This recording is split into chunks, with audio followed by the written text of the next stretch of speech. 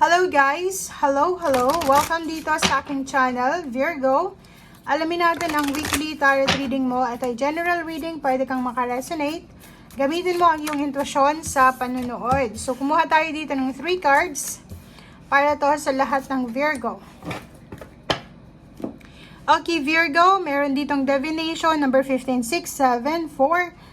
Aha! So, Virgo, comment down below if resonated ka. If bago ka sa channel ko, please paki-like and share and subscribe. Press the notification bell button para ikaw ang unang makapanood sa ating mga videos. Balance, prophecy, fate, destiny, future, fortune. So, sinasabi ng baraha sa'yo dito, if ever na Virgo gusto mong matupad ang lahat ng pangarap mo sa buhay, simulan mo na.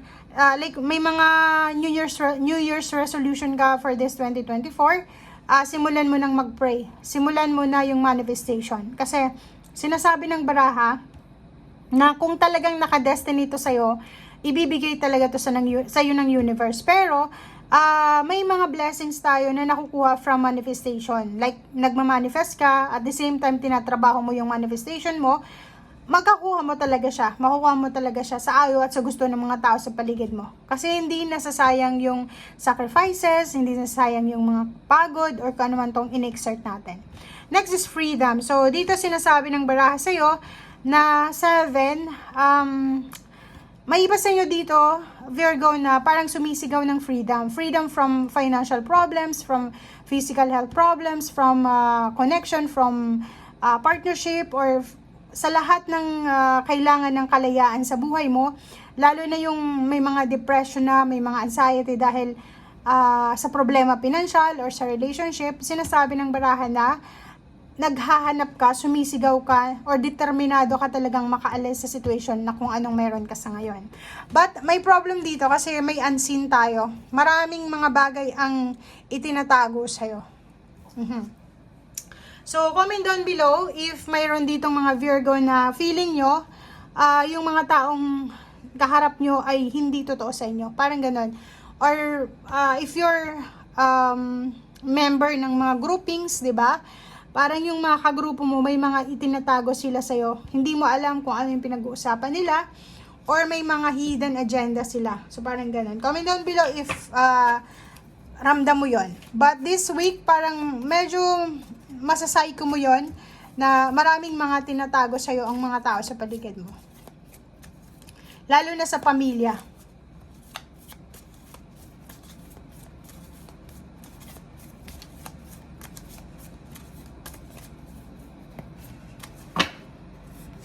Okay, next is inner child. Inner child, sinasabi ng baraha sa atin na may iba sa inyo dyan na posibleng magbabalik sa kung ano man itong pangarap nila from bata pa sila or kano pa man. So, kung makikita mo dito, sinasabi ng baraha sa'yo na marami kang plano sa nakaraan or nung bata ka pa or nung mga panahong hindi ka pa masyadong mature. Pero, like, yung iba, di ba, marami tayong mga pinaplano. Hindi yung batang-bata pa talaga, hindi. Yung, like, mga 16 years old, 20 years old, 30 years old, parang ganun. So, dito sinasabi ng barahan na, yung plano mo hindi palaging natutuloy. Di ba? May plano ka, tapos nahahang na naman siya, stagnant na naman yung dreams mo, yung goals mo, parang ganito, ganyan. But, this week, sinasabi ng barahan na balikan mo daw. Balikan mo kung ano itong plano mo from your past na every time na naiisip mo siya, excitement yung nararamdaman mo. Passion and excitement. Balikan mo daw. Huwag mo nang i-procrastinate. Okay? Gawin mo na. If ever na possible siya sa ngayon, be courageous, be brave na ituloy mo kung ano man itong mga pinaplano mong palagi mo na lang na hinahang. It's either pag-aaral, pagbe-business, pagta-travel, pagtatrabaho, or kano pa man. So, ituloy mo na daw. Lakasan mo lang ang loob mo kasi pwede ulit magbago yung decision making mo.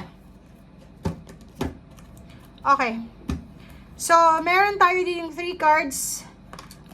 Meron ka ditong 5 of Pentacles. And, nako, sinasabi ng baraha sa'yo dito, pwedeng work ito. Matagal mo nang gustong magtrabaho, matagal mo nang gustong magnegosyo, or matagal nang gustong mag-travel para maghanap ng trabaho pero hindi mo yun nagagawa, or matagal mo nang gustong mag-diet, or matagal mo nang gustong ayusin yung physical health and financial health mo, but palagi itong napoprocrastinate, palaging nade-delay.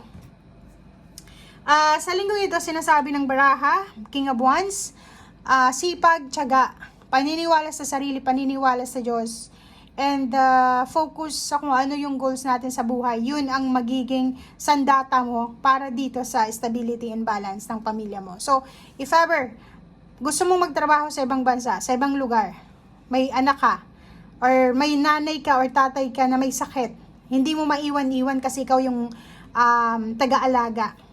Sinasabi ng baraha dito na kailangan mong gumawa ng desisyon. Kung gusto mong makaalis dito sa stagnation na to, gusto mong makaalis sa problema pinansyal, emosyonal, or sa stagnation, hang palagi na plano, gawin mo na siya ngayon mismo. Okay?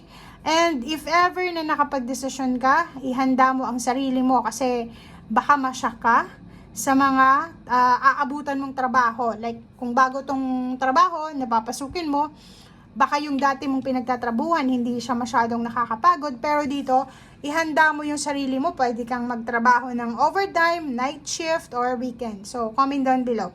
Nakikita natin dito na sa stability ng family, may mga gusto kayong gawin. Like, ang dami-dami yung pinaplano, Virgo. Like, family occasion, celebration, or kung ano-ano pa man. But, ang nagiging hindrance dito, or nagiging sagabal, is pera. Okay? So, sinasabi ng baraha dito na be courageous. Lakasan mo yung kalooban mo kung gusto mong ma-provide sa family mo yung needs nila. Lakasan mo ang loob mo and gawin mo kung ano itong balak mo. Okay? Lalo na sa trabaho. And nakikita ko sa'yo dito na protektado ka or supportado ka ng nanay mo. If ever may nanay ka pa or mga kapatid na babae, sinasabi ng baraha, supportado nila kung ano itong plano mo gawin. So, sinasabi ng baraha sa'yo dito guys na kailangan mo talagang magpakalayo-layo. Kailangan mong umalis, kailangan mong hanapin itong financial stability na to. So, kung halimbawa man na, kita mo to, na 10 of Wands. Kung halimbawa man na pinanghihinaan ka ng loob, like baka mawalay ka sa anak mo, sa asawa, or sa kung sa kanino pa man, sinasabi ng baraha na lakas loob lang ang kailangan mo ngayon. Para makapagsimula ka, para makapag-relocate ka, para mahawakan mo itong financial na to. Kasi ang dami mong plano sa buhay eh. Ang gusto mo, ganito ganyan, may provide yung financial prosperity, abundance ng family, yung occasion, maganda, makakapag-provide ka na ng mga pangangailangan ng pamilya. But, minsan, parang naiisip mo na mag-i-stay ka na lang sa kung saan ka naroon, sa comfort zone mo. Hindi. Sinasabi ng baraha, lumabas ka sa comfort zone mo kasi maraming naghihintay na opportunities sa labas. Okay? Thank you guys. Bye!